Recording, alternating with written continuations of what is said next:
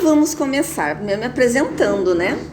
Meu nome é Rosmary da Rosa Lang, mas me conhecem mais por Rose Lang, e venho da cidade de São Leopoldo, do grupo de estudos espíritas Nosso Lar.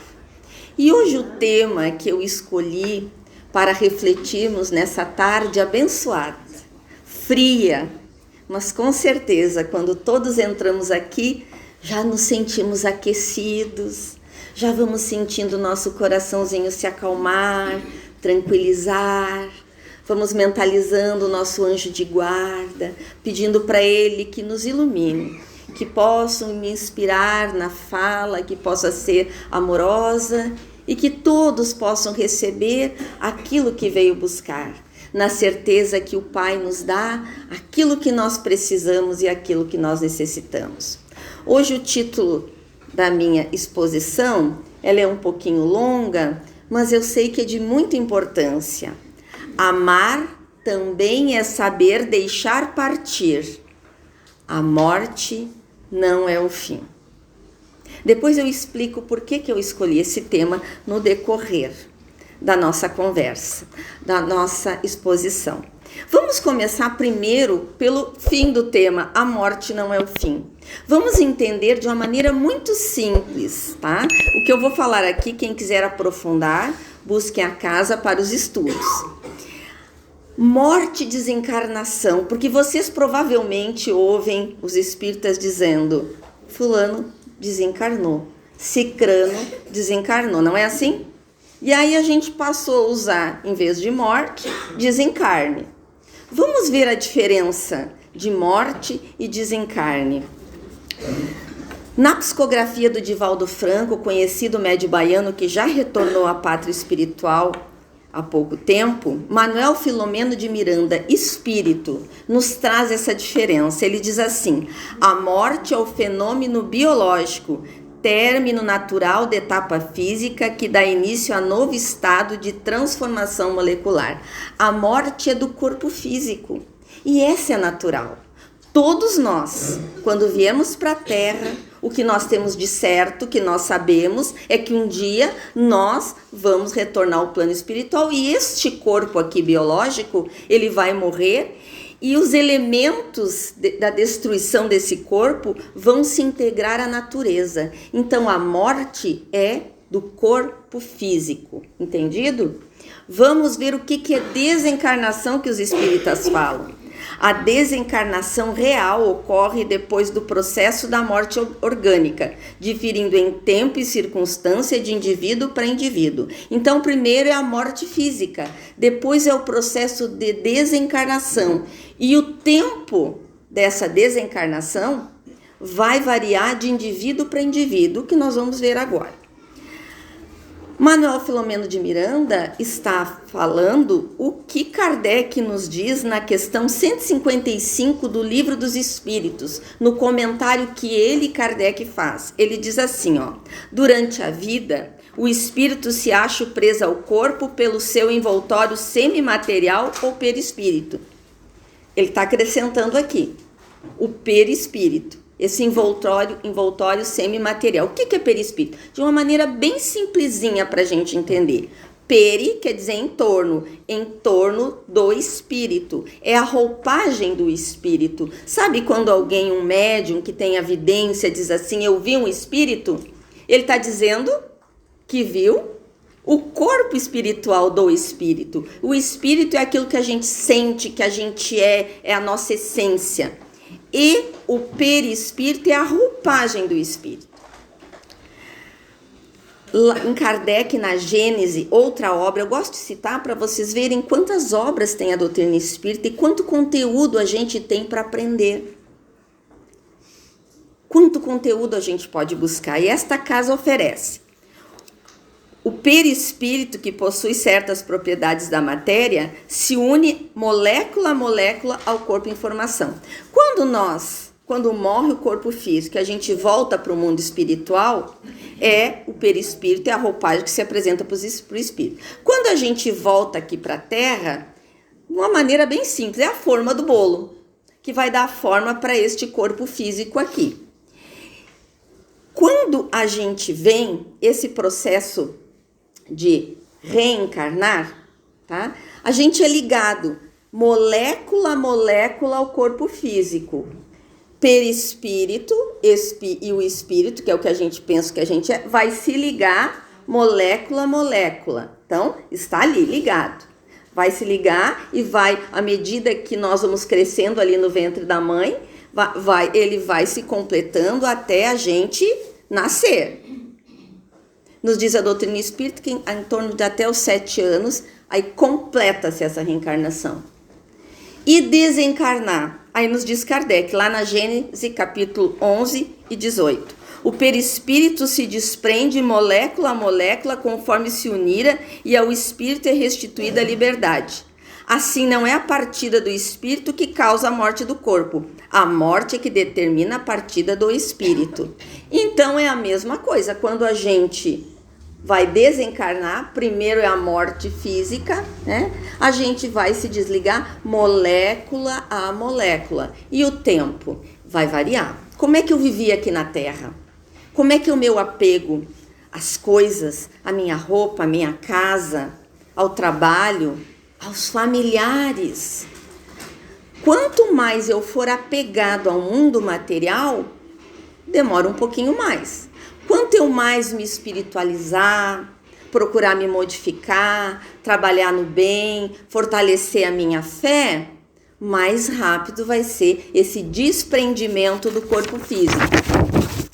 E aí, uma perguntinha que às vezes as pessoas fazem é: será que dói para se desprender do corpo físico? Kardec pensou nisso e perguntou: é dolorosa a separação da alma do corpo? Resposta dos luminares: não, o corpo quase sempre sofre mais durante a vida do que no momento da morte. Livro dos Espíritos, questão 154.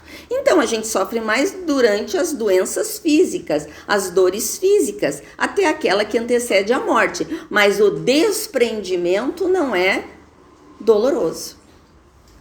E outra perguntinha que a gente se faz: mas será que eu tomo consciência de mim mesmo? Nossa, já estou desencarnado, já estou no mundo dos espíritos, meu corpo está ali?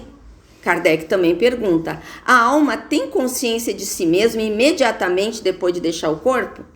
Resposta dos luminares, dos espíritos: imediatamente não é bem o termo. A alma passa algum tempo em estado de perturbação. Aí vocês vão pensar: tá, ela fica desequilibrada, perturbada? Não. O que é um estado de perturbação? É um período de reajuste que a gente vai experimentar depois de se desprender do corpo. A gente vai se adaptar. Vamos trazer agora a serração. Tem tido muita serração, né? Que a gente gaúcho chama de serração, muita neblina. E aí, logo que começa o dia, aquela neblina, a gente não enxerga nada ali, né? Mas daí vem o sol, as horas vão passando e vai se dissipando e a gente vai enxergando, não é assim? É mais ou menos isso. Outro exemplo também, a gente não tá dormindo em casa, não sei se já aconteceu com vocês. Estamos dormindo em outro lugar, o quarto tá bem escuro, a gente acorda, a gente pensa: onde é mesmo que eu tô? Daqui um pouco eu me situo, não é assim? Também vai ser assim. É uma nova adaptação, que a gente vai ter que se adaptar. Quanto tempo ficou neste corpo físico? E isso é algo natural, é um processo natural e que vai depender também de como nós estamos, bons sentimentos, a fé. Vai ser mais tranquila essa passagem, mas eu quero que vocês saibam que todos nós temos o amparo no momento da morte física, no momento do nosso desprendimento. E agora, eu tinha que falar tudo isso aqui para entrar no tema que eu quero trazer para vocês. Uma perguntinha: como oferecer amor diante da partida de alguém que amamos, sem prender quem já precisa ir? Por que eu trouxe esse tema? Porque eu sempre faço aquilo que eu estou precisando. Quando eu vou fazer um tema, eu pergunto o que eu preciso, eu vou lá buscar, faço para mim e compartilho. E depois eu vou sentindo aquele tema no meu coração e me apropriando daquele tema. Este trabalho foi diferente. Eu tenho, desde a minha infância, eu lido com partidas, desde os meus 5 aninhos. Eu sou daquele tempo, tem pessoas aqui que acho que até são mais velhas que eu, pelo menos eu morava no interior, que nós não tínhamos capela quando morria alguém. Onde é que era o velório? Na casa. E lá no interior se colocava um lençol branco. Alguém é dessa época? Um lençol branco, pois é. Então, a primeira morte foi do meu tio, que eu amava muito. Eu tinha 5 anos, mas eu lembro, né? Depois a minha avó, aos 6 anos. Eu sou daquela época que daí as crianças ficavam no velório e na hora de ir embora tinha que dar um beijo no vô, na avó e no tio. Não traumatizei, tô aqui, tá? Mas enfim, então eu já comecei a lidar. E dali pra frente foram muitas partidas. E com a doutrina espírita eu tô sempre convidada a participar deste processo do adoecer até a morte daquela pessoa, familiares, amigos. Agora esse ano já foram 2 que eu acompanhei todo o processo. E eu vejo a dor das pessoas da partida. Eu também vivi essa experiência que vou contar para vocês. Então, e é natural que haja um sofrimento, que haja uma dificuldade de deixar alguém partir.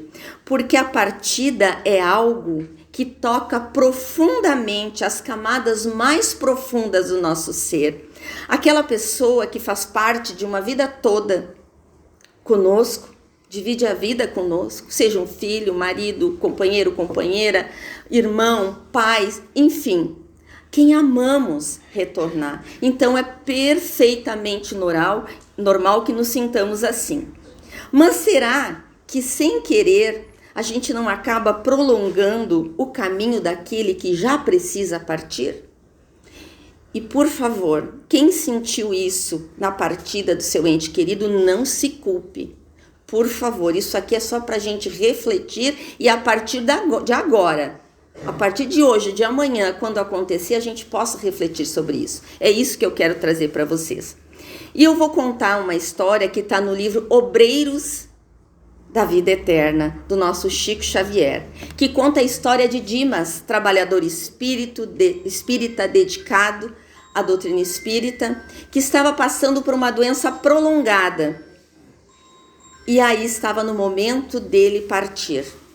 Eu não falo perda, viu, gente? Porque ninguém perde ninguém, a gente perde a presença física. Então eu evito essa palavra. Tu perde o contato, mas ninguém se perde dos seus amores porque somos imortais. A morte não existe, a morte não é o fim. Então Dimas estava nesse processo, veio uma equipe espiritual liderada pelo benfeitor Dimas para ajudar no processo do desenlace do corpo físico.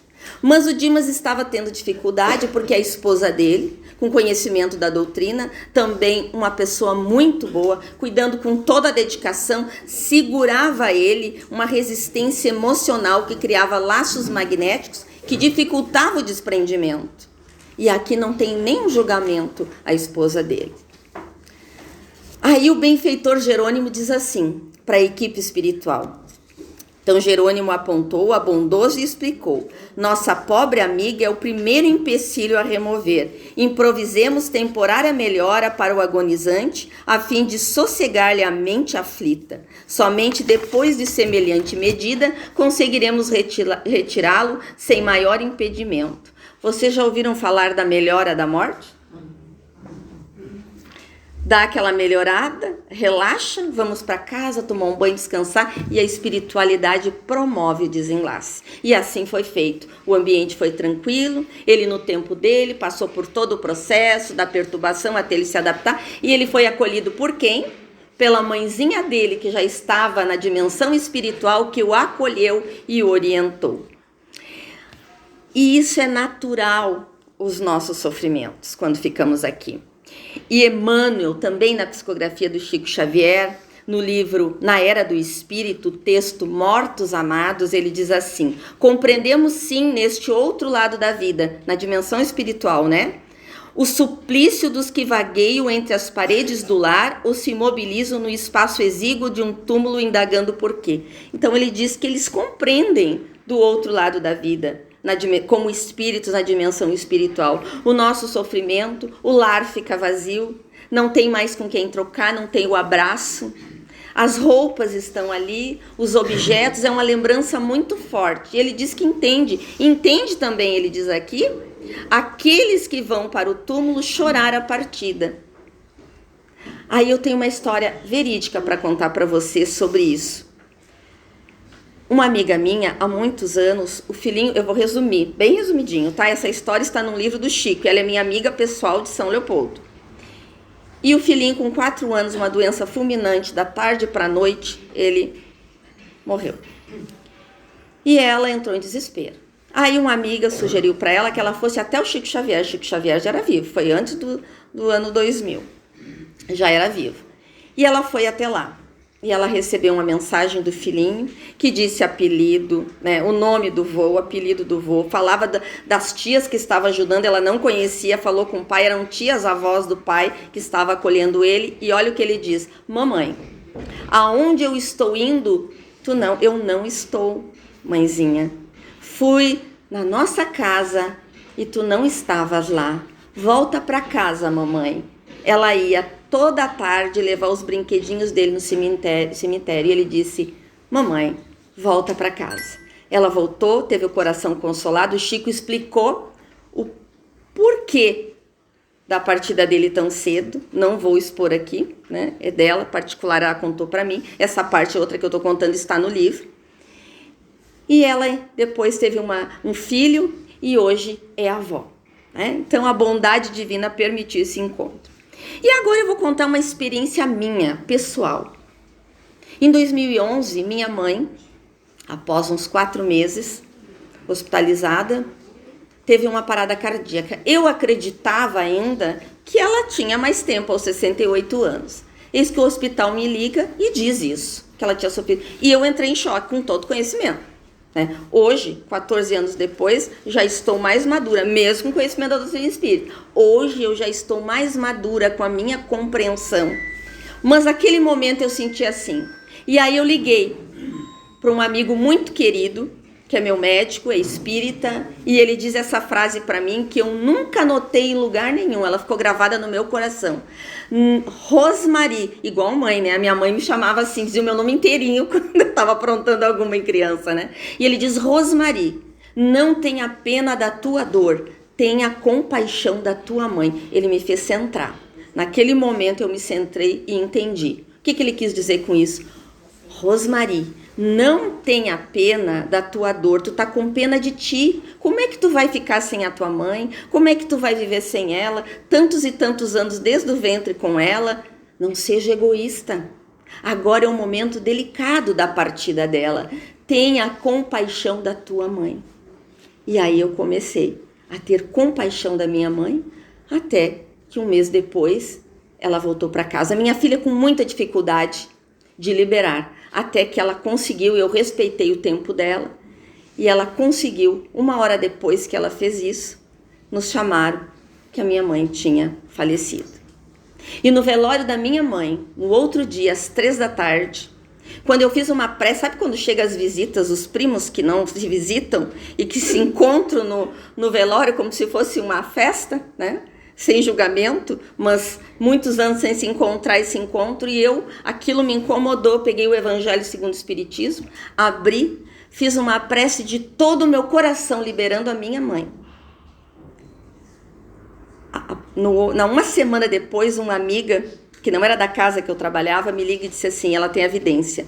Ela disse: Rose, agora eu vou te contar, eu não quis te falar naquele dia, mas foi no momento da tua prece, foi no momento daquela prece sentida com amor que a tua mãe seguiu, se desprendeu e seguiu com a espiritualidade. Pensem na importância do velório. Como é o nosso comportamento no velório? Contando piada, discutindo política, isso eu ouço nos velórios, né? Então o respeito que nós temos que ter por aqueles que estão no processo de voltar para casa. Porque esse trabalho de hoje não é só para nos prepararmos para a partida dos nossos entes queridos, é para nos prepararmos. Eu digo sempre, depois que a gente passa de 50, né, eu já falei aqui, estão mais perto da porta de saída que da porta de chegada. E ninguém escapa, ninguém escapa. Isso, a morte faz parte da vida, da vida. Pois bem, e quando a gente está com alguém lá no hospital, a qualquer momento pode partir. O que a gente pede para Deus? Acabei vindo para cá. um amigo disse, Rose, vou te pedir uma prece. Minha irmã, que me criou, é como uma mãe, com 82 anos, está na UTI de tal hospital. Eu estou sem chão. Tu pode fazer uma prece para ela? Sabe o que eu respondi para ele? Sim, meu amigo. Eu vou pedir que Deus, que a espiritualidade amiga, faça por ela o melhor. Porque a gente sabe o que é melhor. Às vezes o processo do desenlace, o tipo de morte, faz parte da nossa quitação com as leis divinas. Está lá no nosso planejamento reencarnatório. E aquele momento é um momento que pode ser muito bem aproveitado pelo espírito. Pode ser aproveitado por nós que estamos com eles. Trabalhar um desapego, olha aqui, deixar ir. Vai com Deus, fica tranquilo. Isso é amor. Por isso que amar é também saber deixar partir. E aí sim que eu respondo para as pessoas. Vou fazer uma prece pedindo que Deus faça o melhor. Porque o melhor às vezes realmente é a partida. Porque a cura não é muitas vezes a cura do corpo. É a cura da alma. Essa que é a verdadeira cura, né? E no Evangelho segundo o Espiritismo, item 21, no capítulo 5, o Espírito Sanson diz assim: vós que compreendeis a vida espiritual, escutai as pulsações do vosso coração a chamar esses entes bem-amados, e se pedirdes a Deus que os abençoe, em vós sentirei fortes consolações, dessas que secam as lágrimas. Então, quando a gente está com aquela dor, o coração ferido, peçam a Deus, ele está nos dizendo aqui, peçam a Deus de todo o coração, por esse ente amado. Se está nesse processo da partida ou já está na dimensão espiritual, peçam amparo. Os nossos corações, as lágrimas que vão ser secadas, são as lágrimas da revolta. Porque chorar, todos nós choramos. Inclusive, vou contar uma história também real, que está no livro do Chico Xavier, Crianças no Além. Porque se a dor da partida de alguém que amamos é difícil, imagina de uma mãezinha. Tanto é que Chico escrevia tantas cartas para as mães. Claro que os pais também. Mas tem as cartas de Chico, né? As cartas para as mães de Chico. Aliás, o filme que tem também no YouTube. Tem esse filme, quem quiser assistir. Imagina uma mãe que 3 filhos partem ao mesmo tempo. Essa história é de Dona Elite e de Roberto. Os 2 casados com os 3 filhos, acontece um grave acidente e o Marcos de 12, o João Batista de 11 e a Sheila de 7 desencarnaram. Dona Elite e seu Roberto ficaram sem os 3 filhos. Imagina a dor dessa mãe. Ela entrou em desespero, mas sempre teve a esperança de um dia reencontrar os filhos na sua fé. Pois Dona Elite mudou de casa, foi para a casa da mãe. E lá na casa da mãe, a vizinha disse, por que tu não vai no Chico Xavier? Igual a minha amiga. E ela foi. O acidente ocorreu em 9 de fevereiro de 1975. 5 vezes ela foi até Chico Xavier. E em dezembro de 1975 vem a carta do filho mais velho, de 12 anos, o Marcos. 80 páginas. Que eu vou falar para vocês aqui, bem pequenininho. Ele relata onde eles estavam, né? Porque eles estavam num parque de crianças sendo atendidos. Mas o que mais toca nessa história e tocou o coração da Dona Elite foi que o apelo do filho, porque o choro desesperado da mãe chegava até eles e doía muito neles. Ele diz assim, ó: desde que acordei aqui, ouço os seus gritos do coração. Mas diz também, mãezinha, é compreensível o teu choro. Os teus filhos que tu cuidava tão bem, com tanto amor, de repente sumiram das tuas vistas. Mas nós estamos vivos, mãezinha. Dele continua, suas preces de aflição no silêncio e suas lágrimas que aí na terra ninguém vê. Mesmo ela chorando escondido, eles sentiam a dor da mãe. E ele diz assim, peço à senhora, mãezinha, em nome do João Batista, da Sheilinha, em meu nome, mãezinha, continue a viver. E ele diz assim também, ó, não chore mais com desânimo e aflição. Ele disse para ela não chorar? Porque eu me incomodo muito eu ouvir de alguém, não chora que tu vai prejudicar o teu ente querido. Não, as lágrimas que levam dor para ele são as lágrimas da não aceitação, as lágrimas da revolta e as lágrimas do desespero. Mas as lágrimas de saudade, não. Então ele diz, não chore mais com desânimo e aflição. Segue ele, mamãe, as lágrimas são forças de Deus em nossa vida e por isso nenhum de nós está livre de chorar, mas as nossas lágrimas devem ser orações de gratidão e amor, paz e fé. Um dia, mãezinha, estaremos todos juntos, mas não desejo vir para cá como quem força a entrada de uma casa desconhecida. Provavelmente a dona Elite estava pensando em suicídio, que eles não poderiam se encontrar porque não estariam na mesma sintonia. Que conforto para o coração dessa mãe. Ela, com essa mensagem, conseguiu buscar uma transformação interior, voltou a sorrir, reencontrou a fé, voltou para o seu lar com seu marido. O marido dela, que era calado, já demonstrava sinais de paz. E Dona Elite seguiu a sua caminhada, mostrando que a separação é apenas temporária. Ninguém se separa para sempre. E ele ainda diz assim, para ela, pedindo para ela fazer algo. Vamos cultivar a saudade na igreja do amor ao próximo. Temos tantos irmãos nas calçadas e nas ruas pedindo auxílio, sejam eles filhos também de seu coração, disse Marcos a ela. O que ele estava convidando quando ele diz assim, vamos cultivar a saudade na igreja do amor ao próximo? Na igreja do amor ao próximo é no templo interior do seu coração. Aquele amor que ela tinha tanto para os filhos, o que ele pedia? Dê àqueles que não têm, que estão abandonados. E quando ela estivesse fazendo por eles, os filhos lá, estariam recebendo esse amor. E assim fez a Dona Elite. Então essa história nos ensina de que a dor da perda deve ser acolhida, mas não alimentada com desespero. O amor, quando verdadeiro, meus irmãos, e transformado em caridade, nos une com os dois planos da vida. E o luto? O luto é uma dor que ensina. Por que o luto é uma dor que ensina? Porque nos convida a amadurecer espiritualmente, nos convida a refletir sobre a vida, sobre a morte, nos convida a refletir sobre o amor e sobre o desapego. E ele precisa ser vivido. Uma vez eu atendi na casa espírita uma moça que a psicóloga enviou, porque ela falou que gostava do espiritismo, porque ela aconselhava ela a buscar uma fé, e ela foi.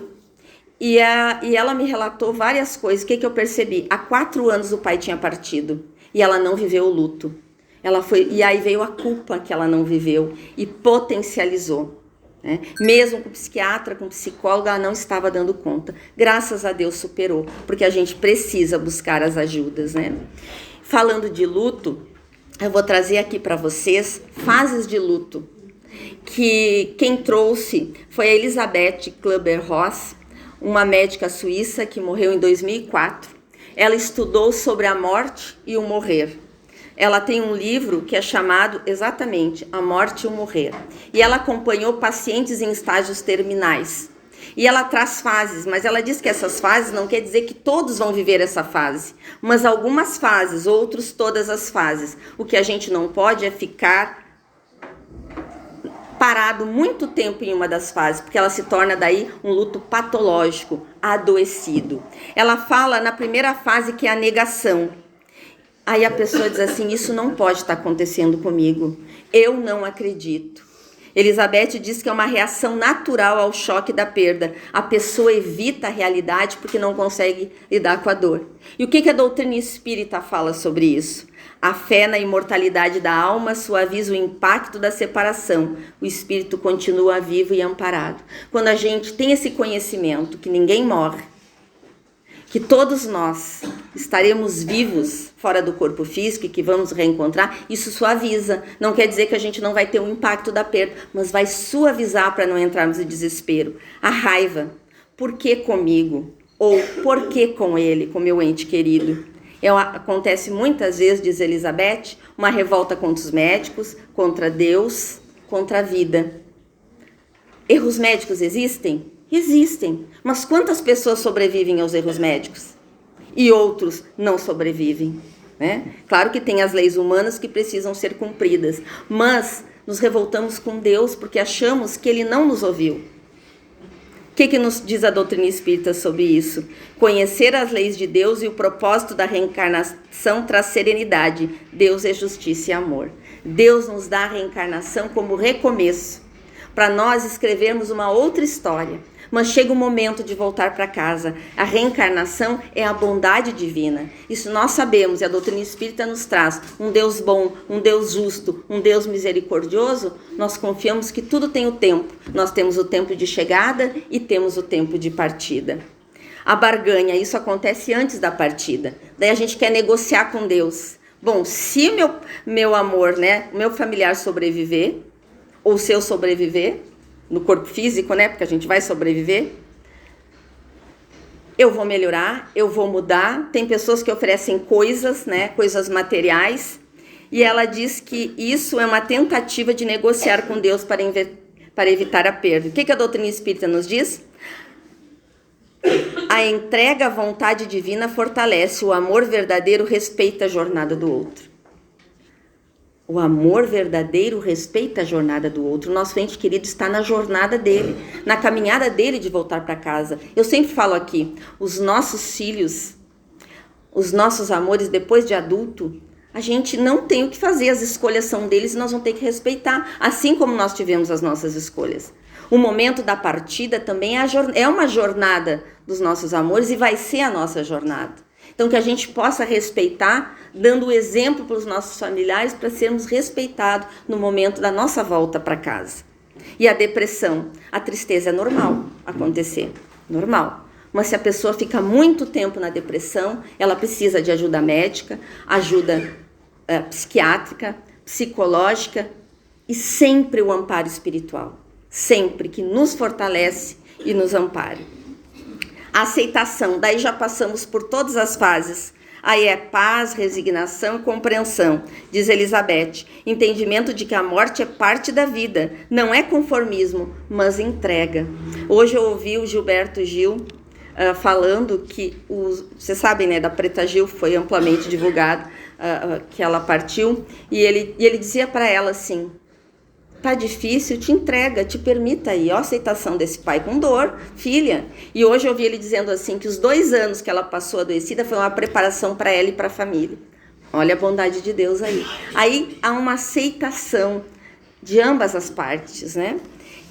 O que nos diz a reflexão da doutrina espírita? A certeza da vida futura traz alívio verdadeiro. O reencontro é esperança confirmada pela fé raciocinada. Eu tenho meio minuto. Tá? Eu vou procurar resumir nesse meio minuto para finalizar. Então, que a gente possa expressar os sentimentos, falar do que está sentindo. Que a gente possa se sustentar na fé. Compartilhar a dor com quem acolhe, família, amigo. Há atendimento fraterno que tem nesta casa aqui, para dialogarmos, trocarmos. Atendimento psicológico, médico. Cultivar autocuidado, porque às vezes cuidamos tanto do outro e nos abandonamos. Cuidar do nosso corpo, da nossa saúde física, emocional e espiritual. E recordar com alegria os bons momentos. Porque a gente fica relembrando aqueles momentos difíceis. Esses dias, eu pensando aqui sobre esse tema que me emocionou muito, eu estava naquele dia frio, assim como hoje, e nós temos um gramado pequeno no fundo da nossa casa, eu peguei uma bergamota e eu fui comer. E me remeti na minha infância, onde a minha mãe, nós éramos pobres, mas tinha um arvoredo imenso. Ela colocava um banquinho no solzinho e descascava a bergamota para mim ou a laranja. Nossa, aquilo me alimentou de uma saudade tão boa. Busquemos os bons momentos que vão iluminar os nossos corações da saudade. E para encerrar, uma frase que eu escrevi. Que possamos transformar nossa dor em luz.